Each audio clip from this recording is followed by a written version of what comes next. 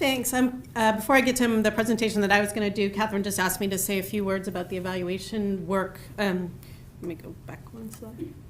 That we're doing as part of these grants. So if you think back to the model that Karen Blitz presented with the kind of outer band, the system level, and the individual level. So we're really trying to have the grants reflect that in the work that they're doing. And so when you kind of got around to this part of the model, we're talking about implementing services, but also evaluating them, seeing if they're effective, if not, scaling back on practices that are not effective, scaling up effective practices. And when I get to my portion of the presentation, kind of one of the messages that we have in the field is that there's very little information specifically around youth aging out of foster care, of like what are the most effective interventions and practices. And so a lot of what we're looking to in these grants is kind of how to help build some models for the field of what is effective.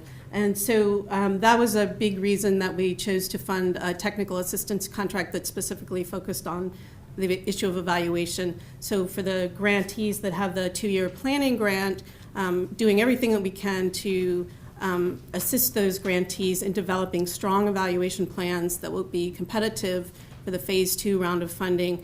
When they get to the implementation phase, we can be sure that we have a strong evaluation in place that will help us to build the evidence in the field for this model. Does that cover everything? Okay, so now I'm going to talk about another project that we have going on in ACF, which is called Planning a Next Generation Evaluation Agenda for the Chafee Foster Care Independence Program. So it's somewhat related to the new grantee project.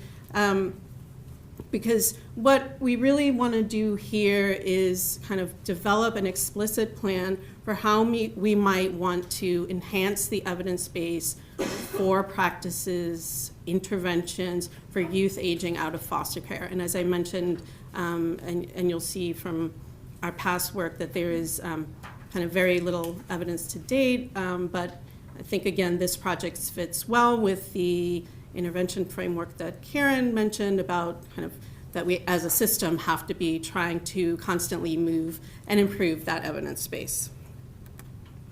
So the project team, as Mark Courtney mentioned, includes Urban Institute and Chapin Hall. Mark is our principal investigator. Mike Pergamit's on the project. Amy Dworsky's on the project. So I will field hard questions to them, just letting you know in advance.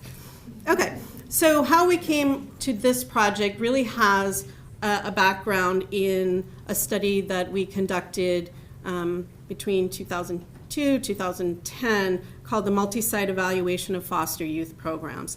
And this evaluation was mandated in the Foster Care Independence Act of 1999, or what we call the Chafee Act.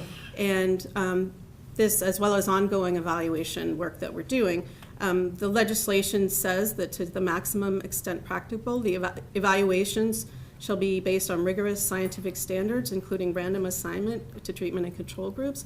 So back in 2002, we developed an evaluation that Urban Institute, Chapin Hall were also involved in, where we conducted rigorous evaluations of 4 different interventions that existed in the field at the time when the evaluation began. And to a large extent, it was somewhat driven by sites that had a sufficient number of youth enrolled in programs that would make it feasible to do a large-scale random assignment evaluation.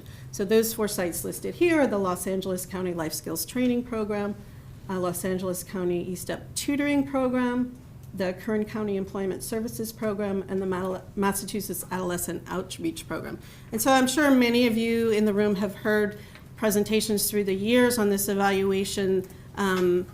We have all 4 of the reports on our website that will be on my last slide. You can get our website address. But as many of you know, the results of this evaluation were a bit disappointing in that only the last one, the Massachusetts Outreach Program, had any significant impacts on the outcomes that were of interest in the Chafee legislation, which are also quite similar to the ones in the USICH intervention model. So we're thinking about education, employment, well-being, personal development. So, this had a kind of some disappointing findings have driven how we're choosing to move forward with the next phase of evaluation work. So before I get to that, I just wanted to talk about some of the general findings that we had throughout that evaluation, not just site-specific.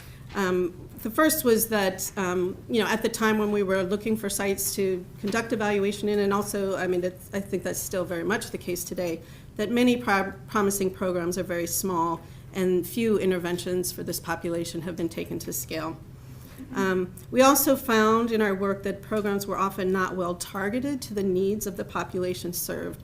I'll give you an example of that. In the tutoring program we studied, the target population on paper was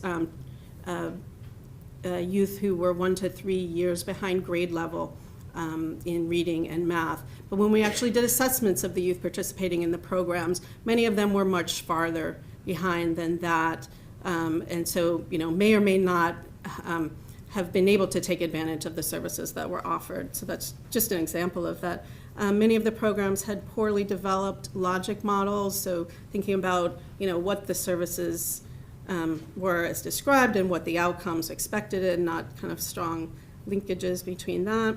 And many programs have relatively weak dosages, so we think of a lot of programs similar to the life skills training program we evaluated. Maybe it would be 10, 15 sessions, maybe the youth don't attend all the sessions, or the employment program we had that we found that many of the youth didn't even get much in the way of employment services at all. The kind of the first entry into the service was a letter sent to youth letting the youth know that the services were available, and for some youth that may have been all that they received. And so it's not surprising in some ways that the Massachusetts program that we evaluated had impacts. It was a much more intensive case management approach. Okay, so in moving forward and thinking about the next stages of evaluation, where we want to improve the prospects of identifying evidence-based interventions for this particular population of youth, we think we need to do a number of things. And the first is devote the time and resources to invest in development of programs prior to rigorous evaluation. So really going out in advance and seeing, is this a well-developed program? Does it have strong logic model? Is the population, the program adequately targeted to the specific needs of the population? And again, we're going to see that in the work that Catherine's doing with the new youth homelessness grantees. Is during the first year of the work with the grantees, we really want to focus on this issue of targeting. Who is your population in your community most at risk for homelessness, and how will you target services to the needs of that population? And also, we want to obtain a better understanding of program context prior to launching evaluations. So these are things like having a good understanding of what else is available in the community beyond what's being offered in a particular intervention, and how likely are we able to have an intervention that's going to last for the duration of an evaluation.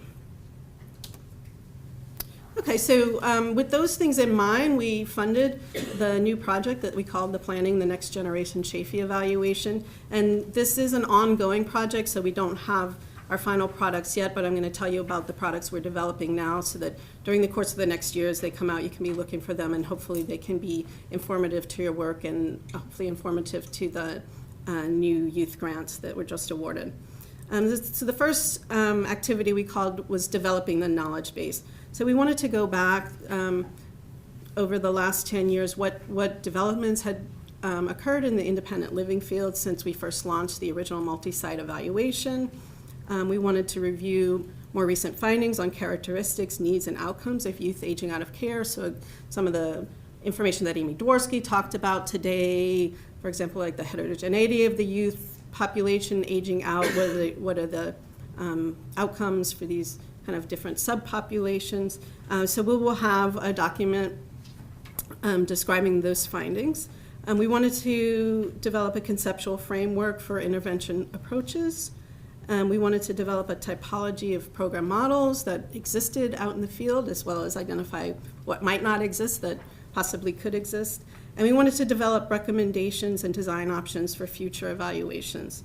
So this involves outlining what the next steps would be in developing evaluation plans, including what type of programmatic work might need to take place before we implemented new evaluations, so that we can be certain that we have a fully formed program, strong logic model, good program targeting before we're out in the field doing evaluations. Again, very much reflected in our thinking about how we design the new youth grants. Okay, so just another thing that we did was develop a typology of program models. So as you know, housing is only one of the types of interventions that are being delivered through Chafee funding. And so this is a whole range of different services out there. And so we've kind of categorized kind of everything we know about what's being delivered in the field right now. The last one, multi-component evaluations. Examples of those you've heard about today, so that might be a housing program that has many supportive services provided on top of that, would be what we'd call multi-component interventions. So in terms of our next steps, we outlined across all of these programs, kind of divided them into what we found were a pretty small number of programs that were fully developed, seemingly ready for experimental evaluation. They had strong logic models, good program population targeting, but a much larger number of programs serving older youth in foster care that may be somewhat developed, but they have needs for kind of further development of their logic models, their targeting and referral processes, and probably some programmatic work and examining the evidence base for the specific practices that are being implemented. And then we have actually a rather large category of what are considered evidence-based programs in other fields, maybe the employment field, education, that are not specifically targeted to youth in foster care, but may have been serving low-income or at-risk populations of youth and have some evidence for effectiveness that we might consider trying out with specifically a foster care population. But we need to think about how they would fit and whether there were implementation issues. This last slide is just telling you about some of the resources that we have coming out of the project during the next year. So the report on the knowledge base and our conceptual framework, the topology of program models, as well as some research briefs that we have in development now that are going really in depth into 3 areas in education, employment, and asset development that are saying, so what is the state of the evidence for these types of programs right now? What do we know about the outcomes for youth aging out with respect to those outcomes? And what might be the next steps in terms of thinking about evaluation designs in those areas? So what would be the next steps for each of these areas to enhance the evidence base? And it may be different across the different areas. And then our final products will be actual evaluation plans or recommendations for what we would do in different areas. And that's our website, where some of the reports that we have already posted, as well as the future products from this project.